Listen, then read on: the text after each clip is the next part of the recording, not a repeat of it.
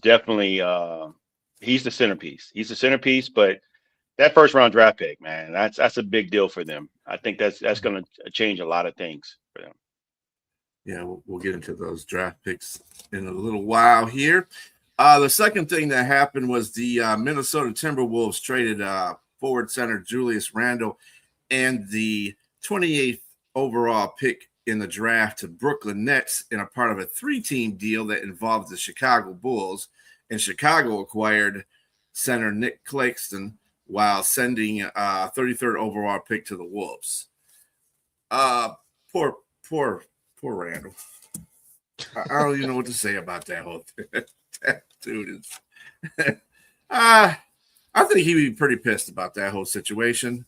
I don't know. But, yeah, that's not good. What do you guys think about this trade? Go ahead. Expected. It's expected. Randall is he's who he is. I mean, he give you some good minutes, good quality minutes, defense, and some offensive minutes on the inside. But he wasn't any. I mean, you see what he's done in the playoffs when he was with the Knicks. You see what he's done with the playoffs when he's here with and I don't think it's going to be any love loss for Anthony Edwards. Although I think Anthony Edwards can be a little bit better himself, considering he's supposed to be a superstar there, and I think he is a superstar. But the effort is a little bit different. I know, mind you, he got hurt in the playoffs this year, but I just haven't seen. I don't think I've seen all the max effort I can see out of Anthony Edwards, and so I'm not going to put it all on a man that got traded, but it's not. It wasn't. It was expected. Let's just put it that way. It was expected, and it is what it is. Randall is he's a really good player. He's not a superstar. He's I don't know if he's a piece that you add on to something. He's also getting up there in a little bit in age as well. So I mean, I don't know. We'll see what Minnesota does, but I'm not putting anything emphasis on the trade that happened and the guy that they gave a contract to $100 million to the guard that did some decent things in the playoffs for Minnesota. I don't know. I don't like the outlook of Minnesota right now. Maybe they need to add a few more pieces, but I don't like what they've done thus far. The needle has not moved for me from Minnesota until I see Anthony Edwards get better, and then maybe they add a replacement for Randall as well. I'm just not excited for them. Yeah, it's that last part. Like this didn't move the needle for me, like across the board. Like it was a trade. It happened. Did anybody get better? Yeah, we'll see. So yeah, it was just something that you're just like, okay, that was a lot of moving pieces to probably kind of stay about where you are. Exactly. And on to the trade, the Giannis trade. Giannis was traded to the Miami Heat. The Heat received Giannis and Bobby Portis. Bucks received guard Tyler Hero, Khalil Ware, Jamie Jarquez, Kasparas Jagucci, number 13th pick, Unprofessional, baby. first round pick, and a 2033 first round pick, a 2033 second round pick, a 2031 first round pick, 2030 first round swap, and a 2026 13th pick. Yep. All for Giannis and Portis. And Portis. Trading Giannis for Jacucci. Personal Jacucci. Yeah, I mean, this is interesting. Obviously, Miami's not, opposed to doing these types of trades, right? We've seen this through the years, and it makes a difference, right away, right? It'll move them into a contender-ish, right? They're probably still the 4th or 5th best team. So, I mean, they get better, right? But that doesn't make them the odds-on favorite or anything like that. At the same time, on the other side, you have no idea if this is going to work out because those picks are so far in the future that who knows? Like they could be awesome, could be nothing. Like they might have just blown this thing up for the sake of blowing it up. And we're not going to know for years because those picks are a while away. So, you know what? Yeah, 2031 and 2033 that's probably around the time where this makes sense, an advantage for Miami because they can still work around it, which makes sense. You gave a lot of players that no one's going to even talk about anymore. Tyler Hero, maybe. The rest of those guys are just, they can be replaced. That being said, you got Norman Powell, you got Wiggins, you have a few other pieces. You got Bam Adebayo. So you got really good defense here. You got a guard play out of Norman Powell, but you could use, I think they probably can get another player. Maybe they trade.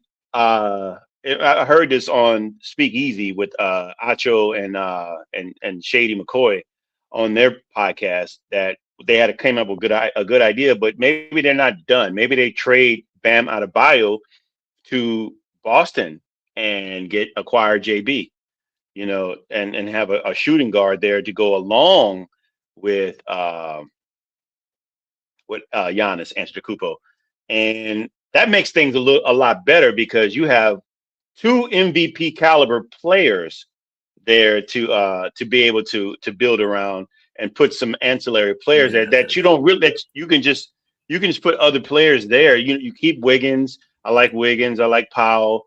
But if you have a shooting guard there and Jaylen Brown, if they were to trade as a proposed idea, if they were to trade Bam Adebayo, because again, it might not be a bad thing because Jaylen Brown doesn't want to be there. He wants to go and be his own dude, but I don't know if maybe he doesn't want to go to play with Giannis. Maybe, but you got to play with somebody, and you know, and to have somebody of a caliber player, MVP caliber player in Giannis to team up with you, and he's not taking your role. You know, maybe you're handling the ball. You're being the shooting guard. Like again, he was number 2 in the MVP voting this year at one point. So I like the trade. I like the trade. I think Pat Riley, again, he's in his bag right now. This is what he did with Miami. This is what he did twice with Miami. This is what he did with LA. This, you know, I mean, I wasn't great in New York, but Pat Riley is going to build something here. So I don't think they're done. I think they're going to figure some other things out, and we'll see Miami probably, I would say, in the East, maybe third best in the East, behind New York and Boston. I'm not giving them third best in the East. Not doing that. Well, I'm not saying that. Here comes the homer action. Here we go. No, I don't think they're. No, it's not got nothing to do with homer action, James. Well, who do you have number third? Who do you have third? Who do you have third? I got Detroit at third. Of course, it's homer action. But I don't see that. Hold up. First of all, it's not homer action. Okay. First of all. Second of all, I don't even see Miami as being the 5th or 6th right now. I didn't say right now. I said once they're not done, I can see some moves that are going to be made that will make them a lot better. First of all, defensively, heck of a move. Defensively already, they're better than most teams that are in the East. I can tell you that right now. Well, and that's why I said 5th or 6th right now, is because they can shut other teams down to some degree, right? Yes. And where they lack on offense will be fine because they play good enough defense. And that's why I think with the moves, if it's currently constructed, 5th or 6th is probably realistic about where they'd be. Mm-hmm. I agree with now, who would you? Let's give them Detroit 3. Let's give Detroit. Let's just for the sake of argument, Detroit 3. Who would be, if you said 5th or 6th? Who would be the other 2 to 1 or 2 teams that you would put ahead of them? Well, I would want to put Orlando up there because if they're all healthy, that's one of the teams I'd put up there 4th. I kind of like what Atlanta did too. Atlanta did some pretty good things too. I'd probably put them above there right now. Yeah. That's what I do. Atlanta and maybe Orlando. I would give Orlando the benefit of the doubt, but they just lost their coach. I just think, you know, that's going to be tough. I mean, I like to see where but again, this is all speculation because we don't know where none of these teams are going to be. But I could see Orlando, they're talented. They are talented. I would give them a nod. But again, they got ousted in the first round. But again, by Detroit in the 7-game series. So Mhm. I don't know. I think the injury bug that Giannis had, I think it was fake. I think he just wanted to get out of town, and so I think he's probably healthier than people think, honestly. So we will see, man. I'm again, Giannis, the Greek freak. We can't discount him. I just think that he's going to be in a better situation, and his coach. Well, He's probably this is probably the best coach he's had his whole career. I'm just going to say, Eric Spoelstra is that dude.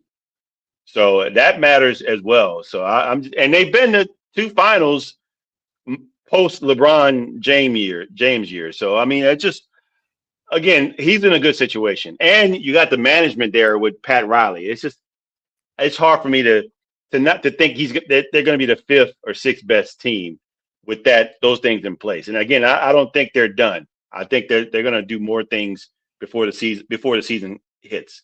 well, and one thing to keep in mind is you're also talking about, the regular season as far as being in those positions, right? So you're looking at a Cavs team that has Harden, who's a rock star in the regular season. Now, he's useless once postseason starts, but those rankings happen to get you into the postseason, right? And so could the Cavs be in that 4th spot? Sure. Like we've seen that production out of them. Now, once you get into the playoffs, they're like, hey, you know what? Mexico sounds great. And so, they decide they don't want to do it. But no, I mean, and again, 5th or 6th, it's not like that's a slight at a team. Like that's still a solid playoff team. Mhm. It's just, Oh yeah, I think they're definitely making the playoffs. That's well, I without a mean, doubt. more than half the league makes playoffs. So Well, yeah, I would imagine they're going to make the playoffs, especially once you count the like play in and it's like everybody gets in. Like, I mean, you basically have Oprah as the commissioner and you're a playoff team and you're a playoff team. Losing record doesn't matter. You're a playoff team. I mean, did Miami make the playoffs last year? No. Well, okay. That's all I'm saying. They're going to make it. 4 or Even 5 if they didn't teams make that it have last to year. miss. Yeah, I mean, yeah. Well, I'm just saying Miami's not going to be the one to miss this year. That's all. No, definitely not. Definitely not. That's all I'm saying. And the thing about this trade too, Boston was going to give up JB and 2 first-round picks for them. On the flip side of this, how do you see the Bucks right now? Do you see them being competitive? Do you see them rebuilding? Because I think either of these trades kind of show a little bit that they're trying to rebuild, even though I think they're not. Even though they're trying to state they're not rebuilding, but who they got on there? It's a significant rebuild. When you give away your centerpiece, you're telling us that it's over. I mean, we did all we could here. We took all the guys that you traded for. Tyler Hero, he lives not too far from Milwaukee too. I mean, that's where he grew up, not too far from there. So he's going back home. Tyler Hero was never a centerpiece. I mean, they tried to make it that situation, but I mean, come on. It's true. Like you got to be bad to not make the playoffs. Like you got to be an awful team. And so yeah, when it comes to the Bucks, it seems like a good time to be like, hey, you know what? Let's go ahead and hit the reset button here. Yeah. Well, basically, what I'm kind of getting at is, do you think that the trade that they did with Miami would have benefit? Would it benefit if they would have traded with the Celtics instead? Do you think it, because they would have got 2 first-round picks, although one probably would have been next year, but they would have had 2 first-round picks in this year's draft. No, the Bucks got a better deal with Miami because they gave up. I mean, Miami gave up. They're swapping for next year, I believe, or no, they swapped for this year, right? This year, 13. Yeah, was it 13? 13 They swapped. They swap for 13 this year overall. And then, of course, 31 and 33, they get two first. They get a first in each one of those, respectively. And then they got a couple of second rounds swaps, I think, or something like that. Yeah, So they got a better 2033 second round pick and a 2030 first round swap. Yeah. So wherever they land at, they just swap. I mean, they end up with 4 picks and 4 players. Like, that's a solid haul. That's a solid haul for sure. Yeah. Like, I mean, you can't be mad at the move from either side. Miami's like, hey, I think we can punch our way higher, right? We're good enough now that, we can sacrifice the future a little bit. They're spaced out enough that it doesn't completely hamstring you moving forward. Correct. And so, you can still know that you have some future, play for today. And then on the other side is like, look, we had this guy and we still weren't getting there. So let's go ahead and make some moves, build for the future. We're going to have an interesting team. We'll give it that. Like, it's going to be, I'll be curious to see how these pieces really fit together. But I mean, they got a decent haul. We won't really know who wins this thing until these picks come through. So, we'll revisit this in a decade. Right. In my honest opinion, you don't trade for Giannis if you don't think you're going to try for anything. And given that they're getting later first round draft picks, you're looking at it from a standpoint. I can see where Pat Riley's thinking. We want to get the best that we can out of Giannis in the next year to 3 years.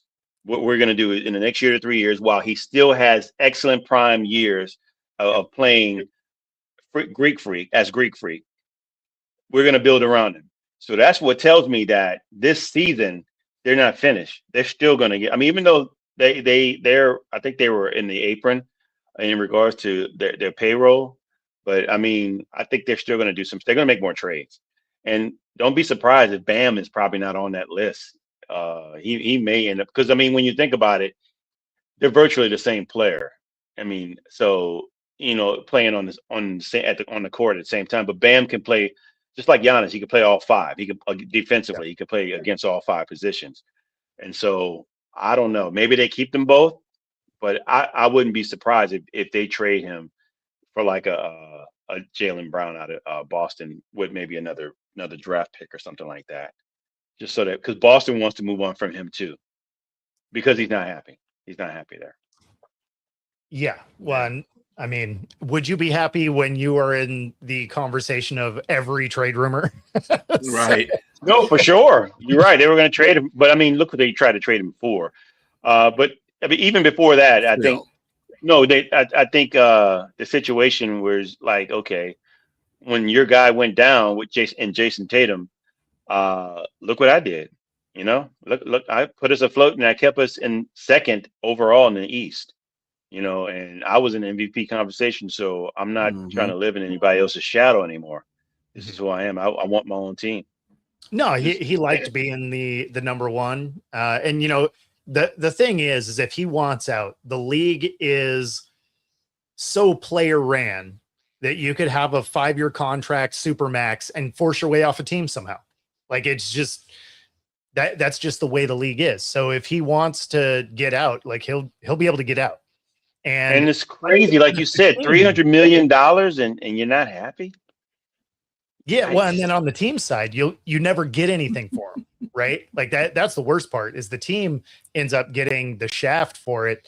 You think of some of those deals that KD did, right? Signs a big contract and is like, I don't want to be here. So the team ends up with like a, half-cooked thing of Jiffy Pop, and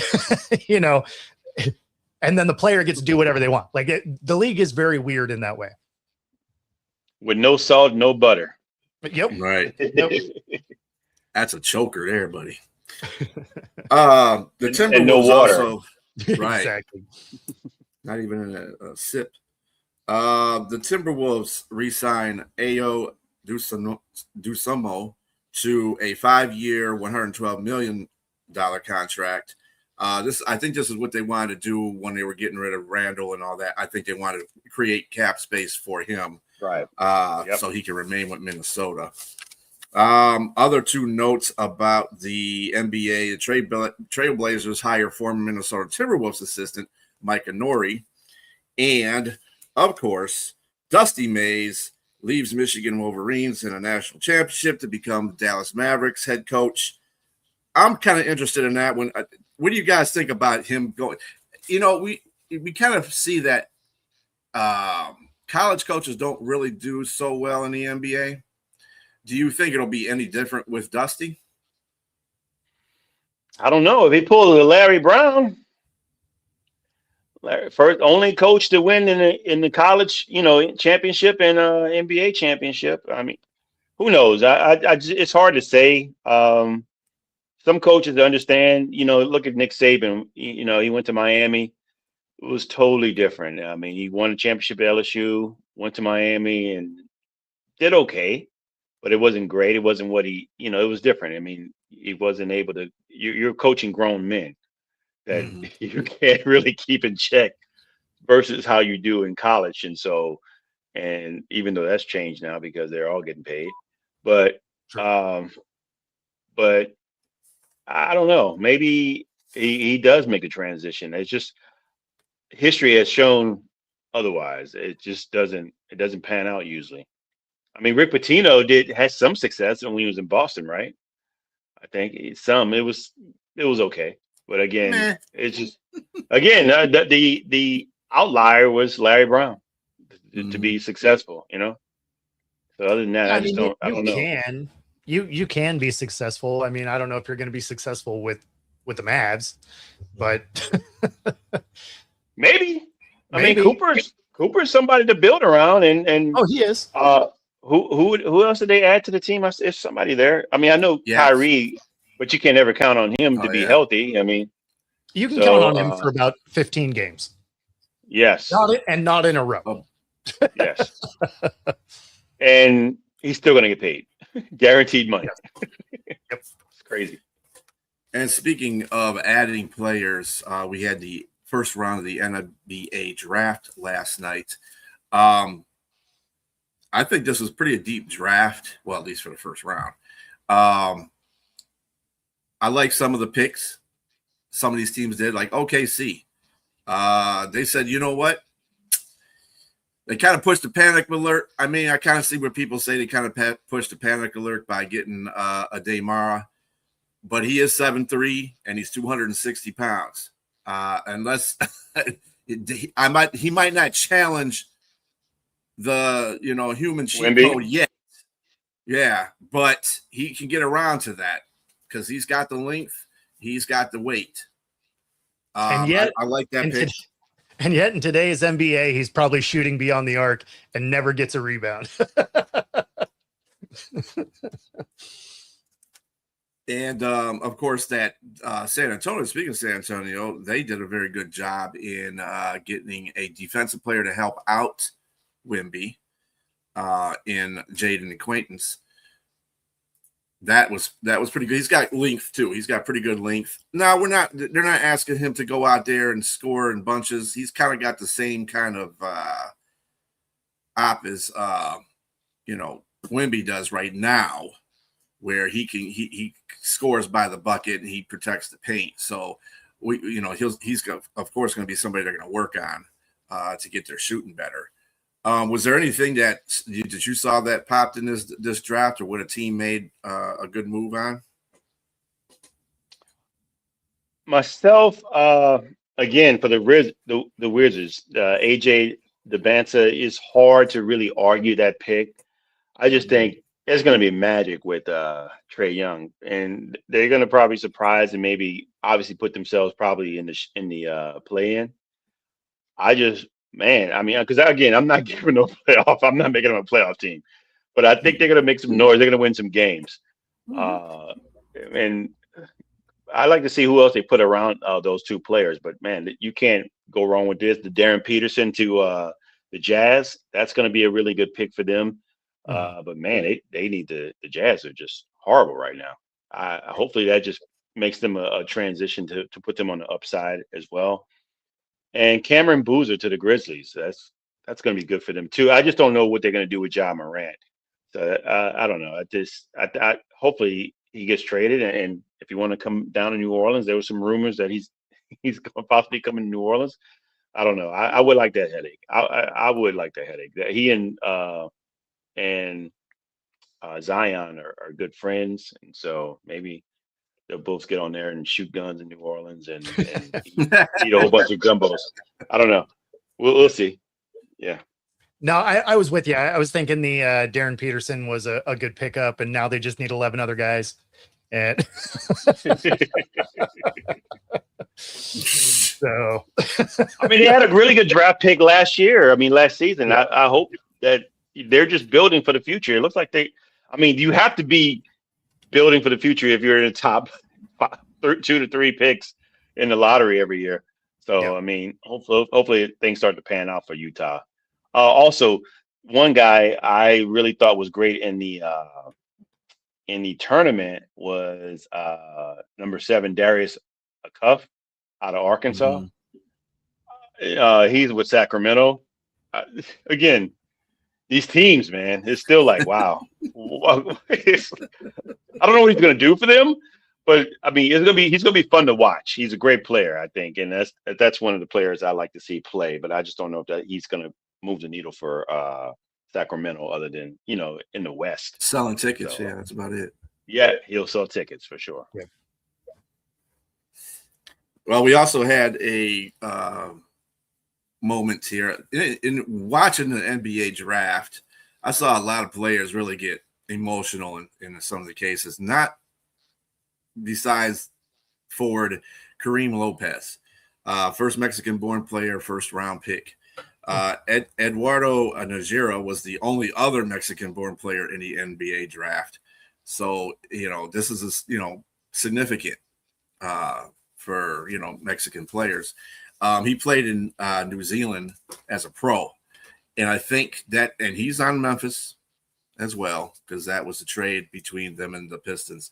But I like to see that he's going to probably be NBA ready just for the fact he played in a pro league before he got, before he got to the NBA. So that helps him out a lot, because all the people are going to develop around him. Both those players did, right? Didn't the guy for the 7'3" guy out of Michigan also play pro in was France or somewhere? Spain. Spain, yes, exactly. Yeah. Yes. He played pro as well. Mm-hmm. So they both aren't they both playing there?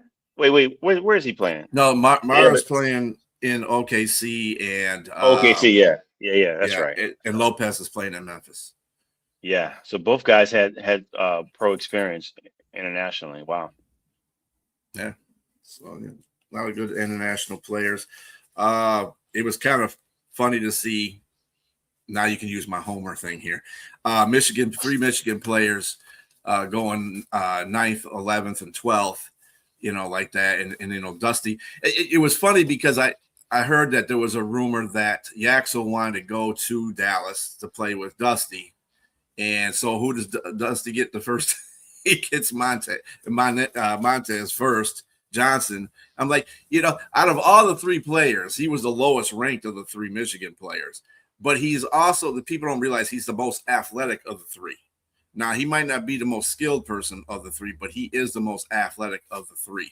So maybe that's, being a coach, you can see that kind of stuff. So I can see why he chose Johnson for that pick. It's a reason. If he's there already, like you said, he knows what's up. Mm-hmm. Yeah. I do like that, speaking of homer picks, I like that we actually had a Washington kid get in there, being as the Huskies really haven't made a presence in college basketball in a minute. So, so to have a first rounder in there, albeit mostly defensive, but hey, having a first round pick coming out of the UW is cool. It was Steinbeck, and he went to Charlotte, as a matter of fact. Yep. And we had some other kid, right? He's 6'11", like he's a big dude. Yeah, so we had trades within the draft as well. Miami Heat had drafted Nate Emet, but he was traded to Milwaukee. So there goes some of your additions by subtraction there for Milwaukee, trying to be competitive. I don't know how much that's going to be. But anyway, and of course that Bennett Sturritz was traded to Oklahoma City. And Ibuka Okore was traded by the Thunder to Detroit via Memphis. And, of course, Kareem Lopez, due to that, Memphis, he was traded to Memphis from Detroit. So we got Cameron Carr, who the New York, the champion New York Knicks, might I add, traded Cameron Carr to the Los Angeles Lakers. Los Angeles Lakers didn't draft Sergio Dalera, and he was traded to New York. So they just swapped, basically. Terrace Reed Jr. was traded to San Antonio from Denver, and Joshua Jefferson, drafted by Minnesota, was traded to Brooklyn, and Cleveland drafted Alex Caraban, and he was traded to Sacramento. Poor guys. Dallas Koa Pete was traded to Phoenix via New York. So there you go. That was your updated Milwaukee's full of Jagoffs. Pretty much. But they might be functioning Jagoffs. You never know. Another NBA moment. I know we're probably going to move on to something else, but who is it? Lakers. Austin Reeves got a big contract too. Mm-hmm. Yes. Surprising to me. I mean, it's not surprising, but he's a star in the regular season, but he goes missing in the playoffs. Mm-hmm. And so we're either by injury or by play. That doesn't seem to matter. No, it does not. But but again, for him, I'm not gonna lie, it's what, overachieving? Because he was undrafted, I think. Wasn't he undrafted? Sure. So I mean, and he just, he's hit his ceiling, man. I mean, he's playing well. I'm not gonna not knock anybody from getting their bag. I mean, he worked hard for it, but you got to. I'm just pointing at you, Austin. If you're watching, anytime your name is heard, you're watching a professional show. You got to be in the playoffs and play the same exact way you play in the regular season, man. And then he's going to be like, "Hey, this buddy of mine, Harden, doesn't do any of that, and y'all still love him."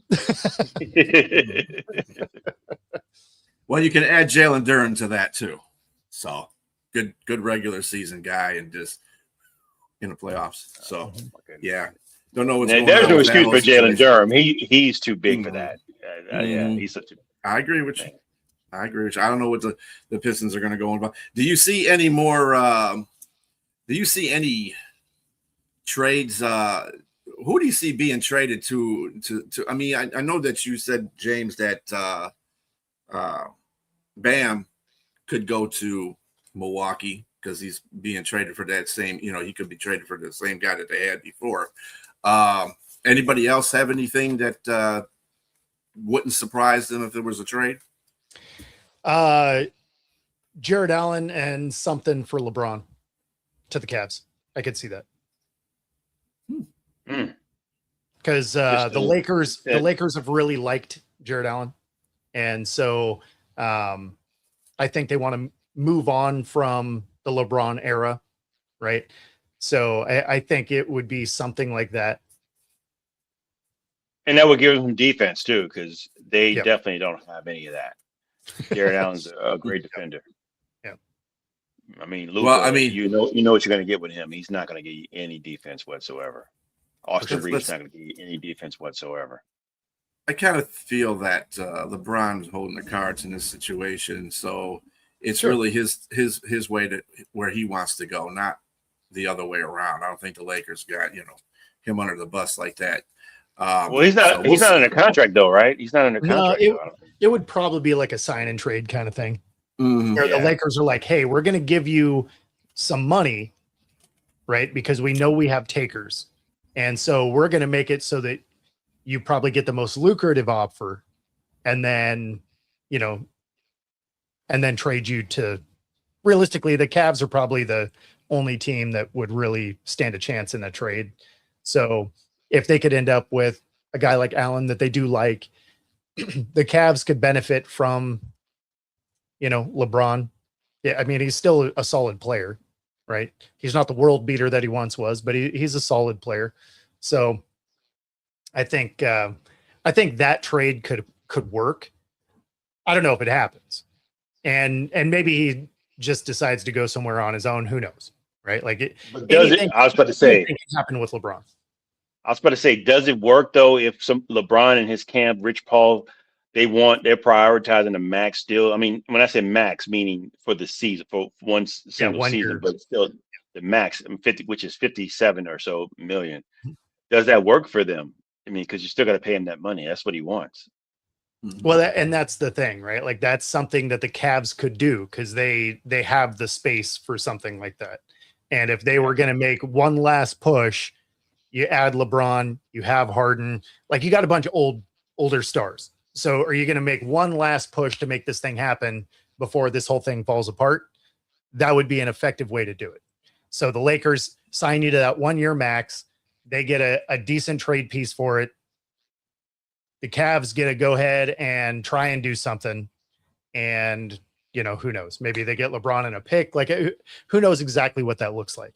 But that's about the only one scenario I could see that working out. And just a question, a little bit off of the NBA draft. So they donned the hats of the teams that they got drafted by, correct? So what did you think about the bedazzled hats? So I didn't actually watch the draft. The only draft I actually watch is the NFL's. The rest of them, I'm like, you know what I'm going to do? I'm going to read about it in the morning and see where everybody went. There you go. Well, yeah. Same. I didn't watch it. I just followed it. Like it kept popping up on my phone. I kept looking at and see who got drafted. But I'm just you mentioning that to me, since like tingling down my spine and hair standing up on my neck. I'm not into the bedazzled. Any sport, sir. If it was golf, tennis, I'm not wearing a bedazzled hat. Look at the outfits that they wear, and then are you surprised by bedazzled hats? Oh my goodness! Now I got to look this up. I mean, just in general, when you look at NBA players when they go to the podium, the goofy stuff they're wearing, most of the time. Yeah. Are you surprised that they would go out there and rock bedazzled hats? And it's not a shock to me. Oh my goodness! Have they done that in the NFL draft? Had bedazzled hats? I haven't seen that. No. Yeah, I haven't seen it either. Yeah. So the NFL is very particular about their branding. So that is something that, again, the NBA is a player-ran league. The NFL is a shield-driven league. So they are all about the way they look, the representation of the teams. They don't let you do a lot of, like, they fine you if you have the wrong color cleats and stuff. I mean, like, the NFL doesn't mess around. So I'd be surprised if they did a lot of that in the NFL, whereas with the NBA, you expect it. All right, moving on. Going to the World Cup, Lionel Messi, considered one of the GOATs of soccer, if not the GOAT of soccer, became the all-time scoring leader in history of the World Cup. So yeah, he's killing it. He's killing it. Yeah, he scored. Hasn't he scored in every World Cup he's been in? He's also got the only points for his country currently. Yeah, which is 5. Yeah, I believe 5. Yeah, so that's a problem. 3-goal game. Yeah, that's a problem because if you get shut down in one of these games, ain't nobody else doing anything. Right. So, but yeah, he's got 5 goals so far. Really impressive. But yeah, at the same time, you got to look at that and be like, we're going to go as far as he can take us. Messi's the only one that scored, you're saying, right? Yeah, he's only one that's scoring on the team. All of their scores. I would call that a little messy. Yeah. Fun with puns. Let's go. Yes. For $500. Okay. All right, and let's congratulate the Oklahoma Sooners. They captured the College World Series of the North Carolina Tar Heels, taking the series 2-1 after a decisive winner-take-all game 3, 13-2. Jackson Wiltlitz named this College World Series most outstanding player. He is a shortstop, by the way, for the Sooners. I kind of saw that coming, though. Even though they won, North Carolina won the second game, I was like, I think what the Sooners did, they let the gas off the gas off the pedal there a little bit against that in the second round. I think they could have beat them in that game too. It's just sometimes you're overconfident in some games, and once they lost, they were like, yeah, I think we got to get back to beating behind. So they were the hottest team going into the College World Series playoffs. So. And they showed it. They're a very good team. So, yeah, I mean, good run for them. They might have had a prop bet. They're like, hey, you know what? I had it taking the distance. So, let's go ahead and dump this game. Speaking of Sorsby. Yeah. Yeah, that's a great. Okay. That's a great segue to it, because the NFL decided not to have a supplemental draft this season. So, yeah no Sorsby. No more Sorsby talk. So that's yes. You and I are on the same point. I'll let you give it a go. So the funny thing about that is his lawyer came out and said that's not part of the agreed upon CBA. And so they are going to take it to court, which, let's be honest, is not going to go particularly well, because even if you win, you ain't getting drafted. Well, according to the CBA allows the NFL to make that decision. Yeah, they're not obligated to. Yeah, they're not obligated to have a supplemental draft. So I don't know what he's. No, the lawyer is actually overplaying the hand, and the fact that you're even talking about going the litigation route is going to make it very unappealing for any of the owners to want to do that anyway. And then the fact that you were betting on your sport, which is the one thing the NFL does not mess around with. And so, I mean, there's a lot of things going against this kid, all self-induced, right? Like, he created this whole situation. And I mean, when you look at the amount of money that he stands to lose in this whole situation, right? Like, if he didn't make these stupid bets, he would be trying to play himself into a top 5 pick this coming year, which is guaranteed, what, 50 million roughly? And instead he is messing around with $90,000 worth of bets. So, self-sabotage to the top, and then adding lawyers into this mix in a situation where they're not obligated to, it doesn't seem like it's going to work out great for the kid. Ultimately, he's responsible. Because, again, 9,000 bets, it's outrageous that you have a problem. And there's some that, including the NFL, I think they mentioned that they don't believe that he's contrite about and taking any type of accountability. He's only had 30 days, in the Gamblers Anonymous or whatever it is it's called.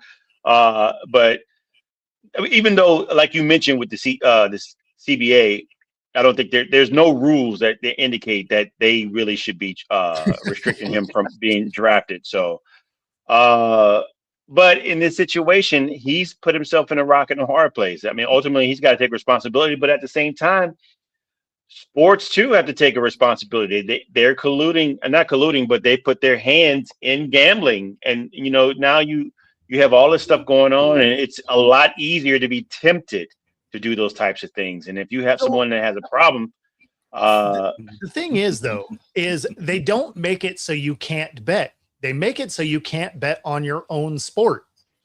So go gamble it up. Have a great time. Yeah. Don't bet on your sport. Certainly not on your team.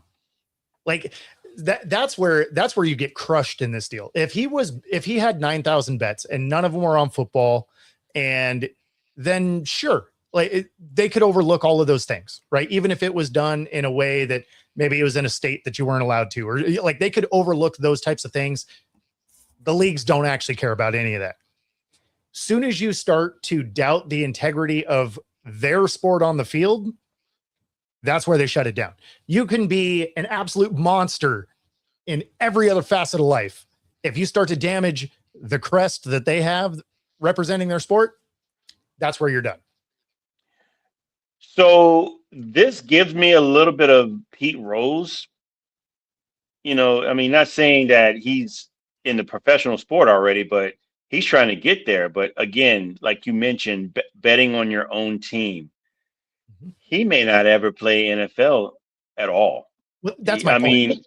Yeah, he may end up being in CFL or UFL and being a superstar. And then the crazy thing is, what's sad is that he has the potential, like you said, to be top 5, top 10 first round draft pick. Because he was that good. A lot of people didn't know who he was, but I mean, if you're a football fan, you know who he is and what he's done. When he was in Cincinnati, he played, but when he was in Indiana, that's where he did most of his damage betting on his own team. I don't know. I feel bad, but I don't feel bad. I think that again, you make your bed. This is where you have to lie in it, and so, and again. They were going to try to let him play college football again, but he got a lot of backlash. Texas Tech got a lot of backlash for the cheap, insignificant punishment that they gave him, and letting this guy play. That 2 games is ridiculous. The 2 insignificant games. Insignificant games too at the same time. No, as soon as you had other schools saying, "Hey, we're going to remove your school from our list forever," it's like, oh, okay, yeah, this is not going to work out. So, especially for a guy that only had 1 year left of eligibility anyway. So it's not even like you're doing the long play here. It's you have him for this coming year, and that was it anyway. So, yeah, there ended up being way too much pressure. This is what he needs to do. If he's not going to be able to get into the league, he needs to go UFL or CFL, arena, whatever it may be, ball out. And then get drafted. So it'd probably be the UFL. The CFL is very similar in the way of, we don't want you gambling, we don't want you tarnishing our league. And so if he was going to make it to one of those levels, it'd probably be the UFL. But is as much overlap as the UFL, handshaking, so to speak, with the NFL, even that's tough because they're talking about being close enough with the league that, if they have low graded enough refs, they're going to demote them to the UFL. So now you're having this bleed over between the 2 leagues. They may not even entertain a guy that has a gambling history on your own sport. My thing is, this is the country where you're supposed to be in the land of opportunity and second chances. I think he's going to get his second chance, but I think it would have to be some restrictions, some things put in place, to some things that would actually protect the league that particular team, and make sure that he goes through a lot of channels. Say, for instance, like you got to go through test, put things into his contract saying we got to check on you, and so he can go play for the Houston Gamblers in the UFL. Yes, of course. Yes, that'd be the great team to go play for. Exactly. Or to your post just above it, the Raiders. Let's go. He certainly won't get in trouble there. He'd be the number 1 gambler on that team. Yep. I mean, the biggest thing is when you see these guys doing this, like it has to be some of the thrill of maybe you get caught, because otherwise, have someone else place the bets. Like, what are we doing? I mean, look at Ohtani. I'm just kidding. Right? Sorry, Ohtani, if you didn't do it. Hey, I don't know. That's something that go away. The NFL will come down hard on you, and that was what prevented Jameson Williams to miss the whole season, because what he did is he was placing bets on college teams in the building. Exactly. So he was lucky that he wasn't betting on NFL teams. He was betting on college teams. So that's okay. But he's also lucky in the building. He's also lucky he was good, because if he was a lower talent guy like a couple of the other guys, they were no longer on the team. Yeah, they're no longer on the team. Yeah. So they gave him a little leeway on that one. This is another example of the NFL trying to remain in control. We Yeah. saw what happened with, and this had nothing to do with gambling. My opinion, this had everything to do with controlling the narrative and with Shador Sanders when he was dropped and dropped down to the fifth round. It's controlling guys that make a crap ton of money in college. They go wherever they want to go. We want to control the narrative and say, you're not going to come here and do any of that. You're going to get humbled and embarrassed, and you're going to fall in our line. I mean, the situation again. He'll probably play at some point, but they're trying to deter other kids from coming in and trying to do the same thing. Hey, the It's going to be tough, though. It's going to be tough, though. The It's gonna be NFL is very big on nobody's bigger than the crest. Mhm. Yep. Like this logo right here is the only logo that matters. We're around Yep. before you got here. We'll be around while you're gone. Hopefully you do something cool for us while you're here, but we don't care if you do. And, and that's why anything that is going to tarnish the brand, that's where you never step foot on the field again. Like if it's domestic violence, they don't care. If there's a video of you just beating someone down in an elevator, you're never going to get on the field again. Right. If you are gambling on your sport where people start to think it actually is rigged, never going to play again. Oh, Exactly. the NFL. Nobody's above the shield. Yeah, the NFL Shield is their motto song should be the Dukes of Hazzard's theme song. Just some good old boys. Hey. Mhm. Never messing mean around. no harm. They don't mess around. All no. it does is make them more and more money, though. So they're not doing it wrong. You No, know, I would the say that I have to give the NFL credit. Every year, Roger Goodell, he gets booed, but he can care less. He'll walk that boo all the way to the bank because the NFL makes the most money out of any sport, outside of soccer. But Yeah. Yeah. Oh, what's the irony of the Sorsby thing is that people, I bet you they're having betting lines on where he goes next. Oh, there is absolutely prop bet. 100%. And what's the kicker to that is that he probably bet on it himself. Watch me Yes. fix this bet. If nothing All right, else, just if nothing else, he's going to bet on himself to be a streaker in one of the games just so he can get all his pay. Hey, just to guy did that last year. Made like $10 million doing it. Oh, wow. Called his own number. Like, hey, I'm going to get kicked out of the stadium forever. But, I forget what he put. It was like $1,000 bet on a streaker. And then he went and was the streaker. And there's nothing against saying you can do that. So good on him. So just before we go, we're gonna give the NHL a little prop here. The Edmonton Oilers hire Mike Babcock as their new head coach. The NHL cleared Babcock in an investigation. I just love saying his name. On his brief tenure with the Columbus Blue Jackets in 2023, he was accused of invading players' privacy, which they found after they did the investigation that he did not do so, and he was within his rights to do whatever. I think it was something where he asked everybody to give them their phone so he could scroll through. It was weird. It was kind of a weird thing, actually, but obviously didn't see there was anything wrong with it. So now he is the new head coach of the Edmonton Oilers. NHL's been trading a lot too in the past few days. One of the biggest trades, one of the first trades was Ottawa Senators trading winger Brady Tkachuk to the Florida Panthers, uniting him with his brother Matthew. That's a significant thing right there. I think that's gonna. I don't know if it's gonna make. Well, they did very well when they played together in Olympics. No, that's a good move for them. Yeah. I don't know if that's going to translate to the Panthers because they kind of bowed out early this year. So yeah, maybe that'll start them up. They had some injury issues throughout the season.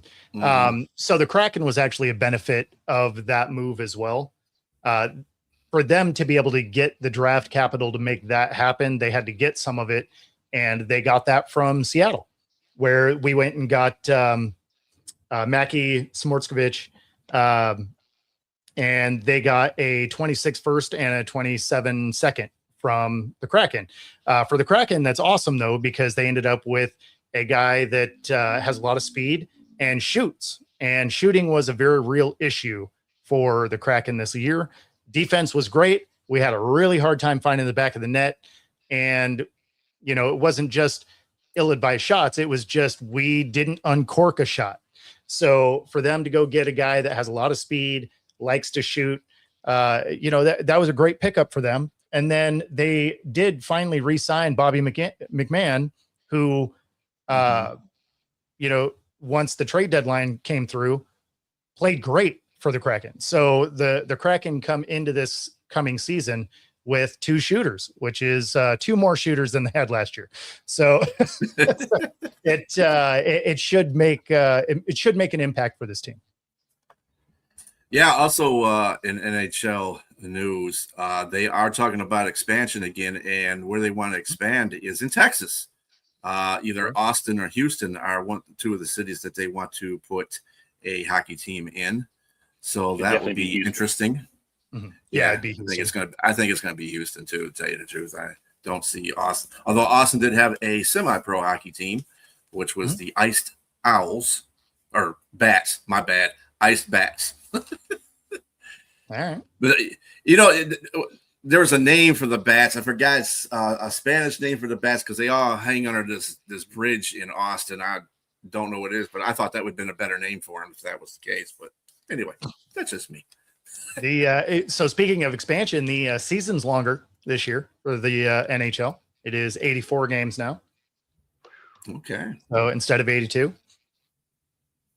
Not sure why, but but they got rid of a couple of preseason games and added it to the regular season. And so they no longer have the same game count as basketball for, again, whatever reason.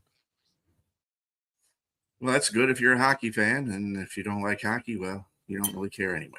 I mean, you basically just moved 2 preseason games to the regular season. Like it didn't really. It's not like you got more games. That's what they're going to eventually do with the NFL too. They're just going to get rid of preseason games and add on a couple of regular season games. That's their goal, but it's happening everywhere. I'm sure the NBA will come up with that too pretty soon. If they start adding games to baseball, man. What are we doing? Oh no! I feel like need that. I feel like 162 is enough. I don't mind adding teams, but adding games, no. So because they still got 30, right? And Major League Baseball still got 30 teams. Yep. Yeah. So 32 would be good, but anyway, that is all for us today on the show. Thank you for joining us, everybody. Have a great evening. We'll see you next Wednesday at 6 p.m. Eastern Standard Time. Have a great one, everybody. Peace. See